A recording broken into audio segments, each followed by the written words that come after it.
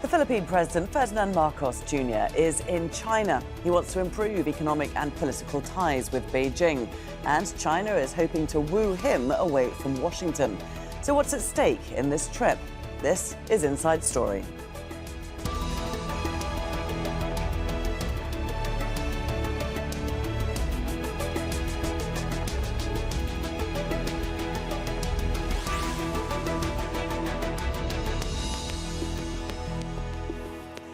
Hello there and welcome to the programme. I'm Laura Kyle.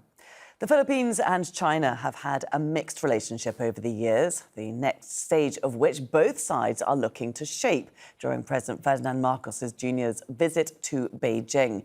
Manila has historically been a close ally of the US, but that relationship cooled somewhat under the last Philippine president, Rodrigo Duterte, who forged closer ties with Beijing. China is the Philippines' most important trading partner, but they have significant differences too, such as Beijing's activities in the disputed South China Sea, which the Philippines has called illegal. China, for its part, says the visit will focus on regional and international issues of common concern. President Marcos says he's looking forward to increasing economic cooperation.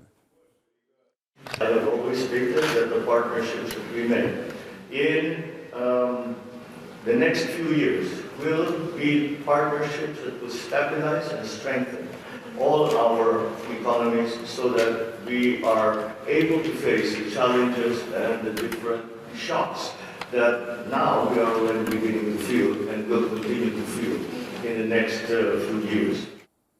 Our correspondent, Katrina Yu, is in Beijing. She tells us what each side is hoping to get out of this trip. Marcos' three-day visit to China, the first of 2023, included meetings with China's head of the National People's Congress, Li Jianshu, Premier Li Keqiang, and Chinese President Xi Jinping. Now, it's been a rocky relationship for these two countries over the past few years, but both sides have said that this visit marks a new chapter in their bilateral relationship. They've both pledged to increase cooperation in a variety of areas, including economic growth and trade, technology, infrastructure, energy, culture, and tourism. And for both countries, much is at stake.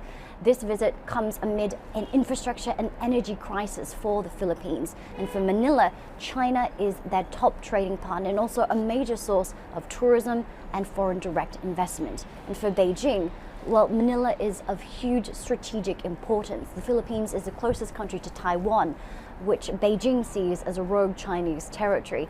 The Philippines also has historically very close ties to the United States, and Beijing is wanting to work to do whatever it can to minimize Washington's influence in the region. Now, there are two very major points of disagreement which threaten to derail these ties. The first is the South China Sea. Now, China claims much of this disputed territory, despite the fact that an international court invalidated these claims in 2016 in favor of the Philippines. But despite this, Beijing has continued to build artificial islands in the region, and the Philippines has also complained about Chinese ships swarming and intimidating Filipino fishing boats. The second point of contention is military ties with the United States. In November, U.S. Vice President Kamala Harris visited Manila and asked to expand the U.S. military presence in the country. And this issue has very much angered Beijing. Katrina Yu, Al Jazeera, in Beijing for Inside Story. Well, let's take a closer look at the maritime dispute that Katrina mentioned just there. China claims nearly the entire South China Sea as its territorial waters, but 6 other countries, including the Philippines, dispute this.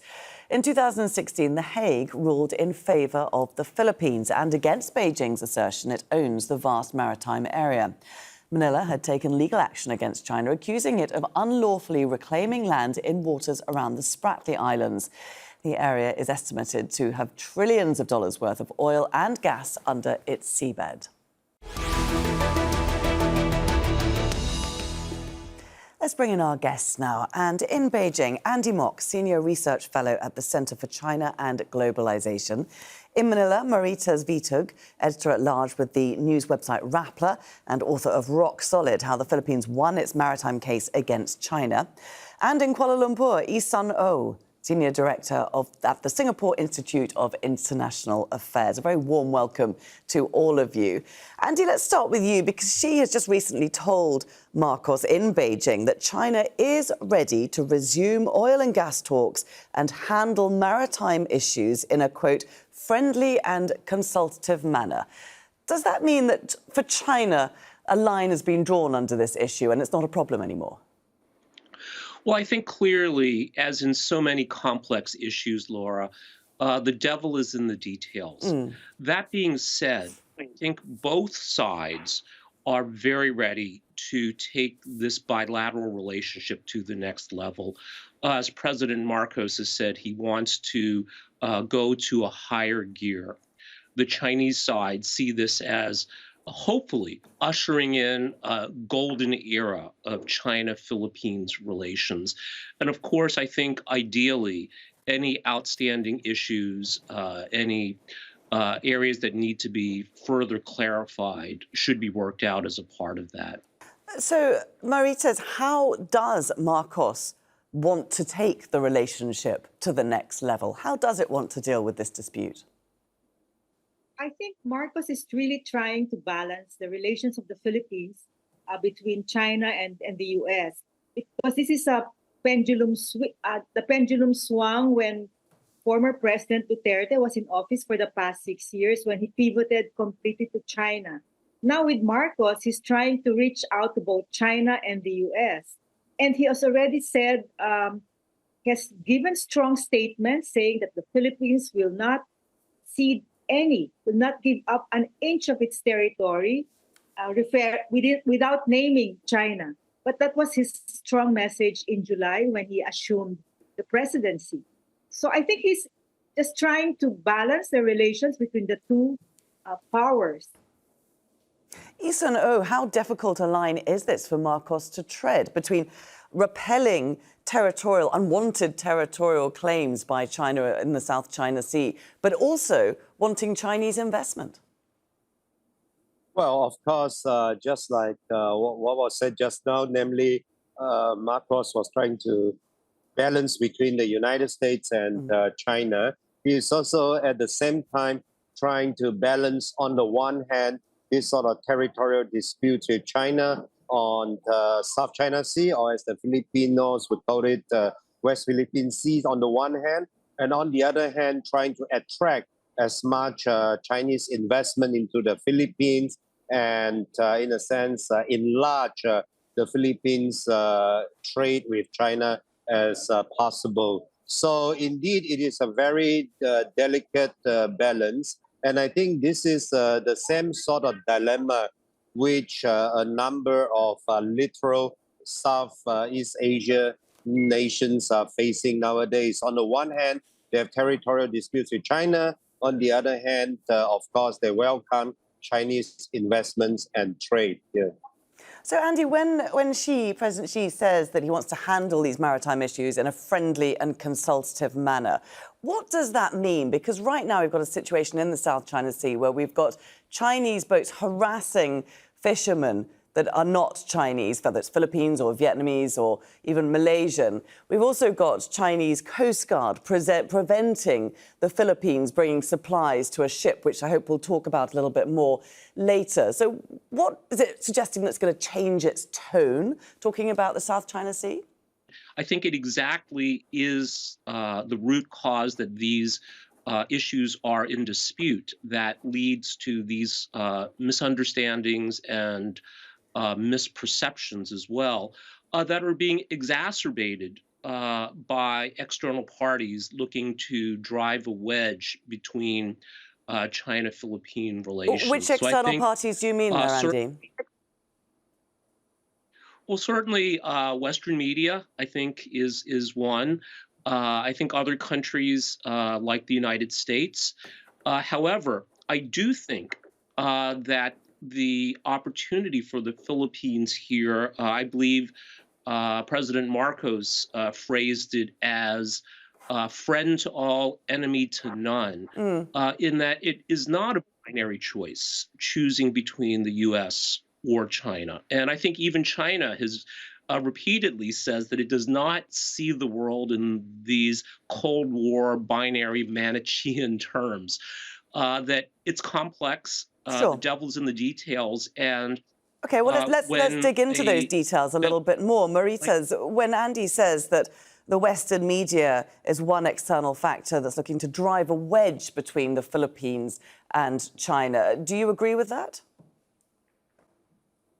No, I don't think so, because in 2018, in 2016 rather, the Philippines already won in an international arbitral tribunal. It was very clear that the case, when decided by the International Tribunal in the South China Sea, that China's 9-line claim had no historical nor legal basis. So I think that's a starting point, but which China refuses to recognize, and they've repeatedly said they will not recognize this international decision. In the meantime, the Philippines and China during Duterte's 6-year rule have arrived at certain verbal agreements to allow Filipinos to fish in Scarborough Shoal, which is actually part of the Philippines' exclusive economic zone, and also not to build or reclaim on unoccupied islands.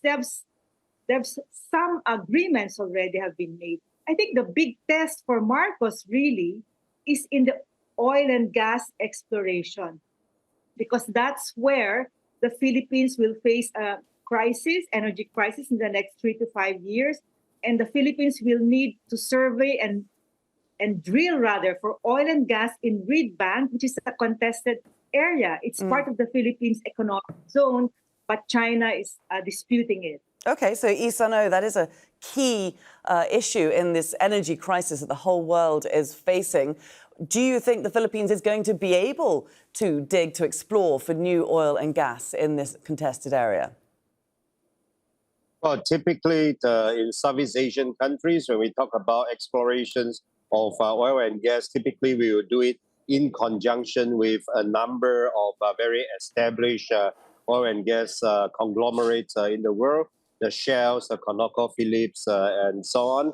So when other countries try to do so, for example, Malaysia and Vietnam try to do so, China, of course, was not very happy, and typically they would interfere. So it remains to be seen to what extent, after this visit by Marcos Jr., would China still interfere with Philippines' oil and gas exploration?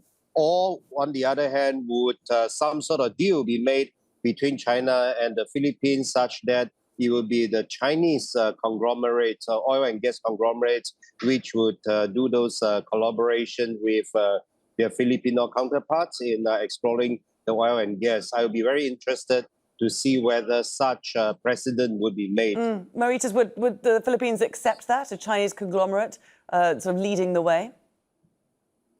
There have been negotiations for many years, and they've reached a dead end. Because according to the Philippine Constitution, if the Philippines partners with a Chinese state-owned enterprise or a Chinese company, this Chinese company will have to acknowledge Philippine sovereign rights over Reed Bank, the oil and gas resources there. And so this reached a dead end because in the last year of Duterte's rule, China refused to sign the proposed oil and gas development with the Philippines because of that precise provision wherein they would acknowledge Philippine sovereign rights over the area. So that's a dead end. So I don't know how Marcos will proceed. I don't know if there's a new way, but Malaysia and Indonesia were able to drill in contested areas using even this. Malaysia through Petronas sent its Navy, I think, and Coast Guard. Same with Indonesia in Natuna Islands. So Malaysia and Indonesia were able to do this without China as a partner. So, Andy, do you think that she is ready to also allow the Philippines to do this without China as a partner? Well, I think we have to see. So this, at its heart, is a diplomatic dilemma that can only be solved with diplomatic ingenuity and creativity. So we've seen this kind of ingenuity and creativity before. Look at the cornerstone of the China-U.S. relationship, where there was a disagreement on Taiwan, yet a formulation was found to let the relationship move forward. So again, we can see it as a dilemma, but hopefully a creative breakthrough can be achieved, letting both sides derive benefit from this situation. Andy, I'm interested to know why it is that since the 2016 ruling by the UN-backed tribunal in The Hague, China has not changed its behaviour in the South China Sea. The UN-backed ruling declared that China's interests there were invalid, and yet it continues to build on islands. It continues to post its ships there. So why does it not respect this ruling?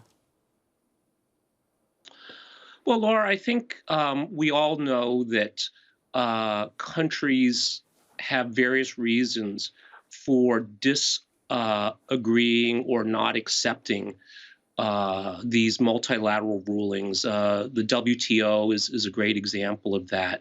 So I think, again, the devil is in the details. We have to see what will happen from here. But of course, I think it's clear that for China has its reasons for saying that, look, we don't think this is an appropriate ruling that we're not ready to abide by. Now, I don't know what the future will hold, but again, I think the most practical solution is a diplomatic one. Maritime, you wrote a book saying how the Philippines won its maritime case against China, and yet it hasn't been able to move forward. It hasn't been able to take action with that win. Why not? The Philippines was able to, well, during the last 6 years of Duterte, he did not use the victory of the Philippines as a leverage to negotiate with China. So he sort of set it aside. In fact, he called it like a piece of trash. It belongs to the bin, because he was really wooing China's investments and aid to the Philippines. Now let's see with President Marcos if he has said that the arbitral ruling is one of the pillars of the Philippines' foreign policy. So let's see how far he's willing to assert this arbitral victory, and how far he's willing to, negotiate or displease China when it comes to oil and gas, because that's a very sensitive area, and that's going to be his biggest test, I think, in our relations with China. Isano, oil and gas is one main part of this fight over the South China Sea. Another one is fishing, very rich fishing grounds. Also, huge amount of shipping goes through it. How dangerous is it to navigate these waters amid all these contesting claims? Well, at the moment, you will see South China Sea being the center of one of the busiest, shall we say, concentration of shipping routes in the world. So far, of course, because most of those ships are destined for Chinese ports, of course, the Chinese would not interfere with them. But of course, a lot of other countries, for example, the United States and so on, if those ships were destined for eventually the United States and let's say Canada and so on, and if the United States are not in good terms with China, of course, then they are worried about these permanent fixtures of China in South China Seas, and they are armed to the teeth, whether that would, in a sense, hinder shipping, which are ultimately destined for the United States. And Andy, we saw the US Vice President Kamala Harris visit the Philippines in November. She went to an island called Palawan, which is next to the contested Spratly Islands. How provocative was that for Beijing? Well, I think certainly we've seen an increase in the level of provocation escalations by the United States. So I think overall, compared to, say, Pelosi's visit to Taiwan, other provocations, wouldn't put it in that category. But certainly, I think it does add to increasing tensions in the region. And of course, I think the big issue is EDCA, or the Extended Defense Cooperation Agreement, and what happens, which is of course related to Vice President Harris's visit. So clearly, this is a complex relationship.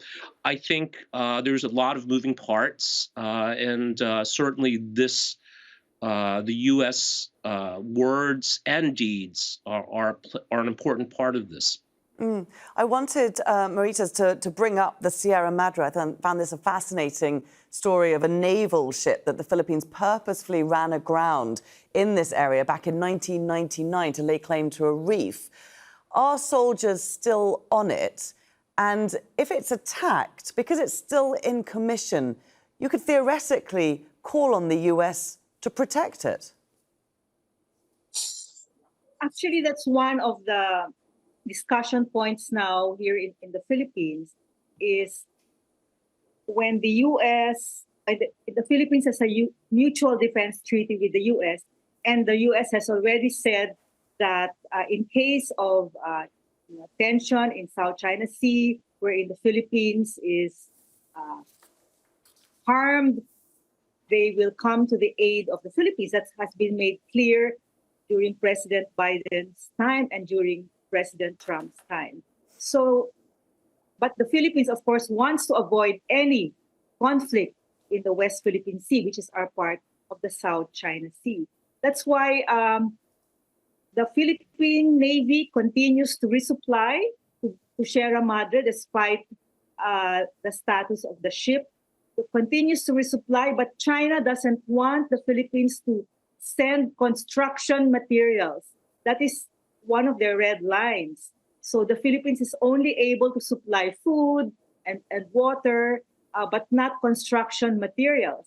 So again, I don't know how long this will last and what new arrangement can Marcos come up in his talks with China. There are a number of flashpoints here, aren't there, Lee-Sun-oh? I wonder how they will play out, given the new sort of relationship that Marcos and Xi are hoping to build. Well, the Marcos family, of course, has a long-running, very cordial relationship with China. I recall seeing videos of Imelda Marcos singing the various Chinese patriotic songs and so on.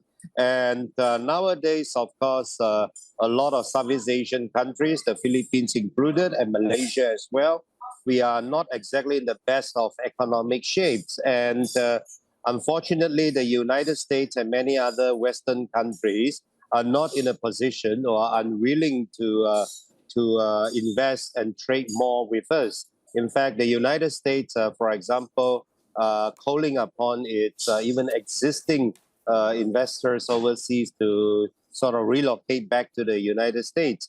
And that, of course, it put us in very difficult position. On the one hand, a number of Southeast Asian countries would perhaps welcome some of this U.S. freedom of navigation, patrols, and so on over some parts of South China Sea.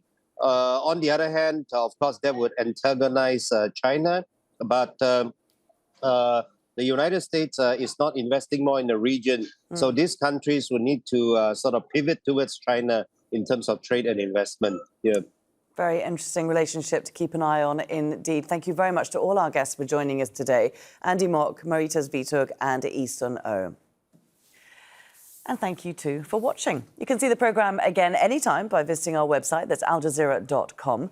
And for further discussion, do go to our Facebook page, that's facebook.com/AJ Inside Story. You can also join the conversation on Twitter. Our handle is @AJ Inside Story. From me, Laura Kyle, and the whole team here, it's bye for now.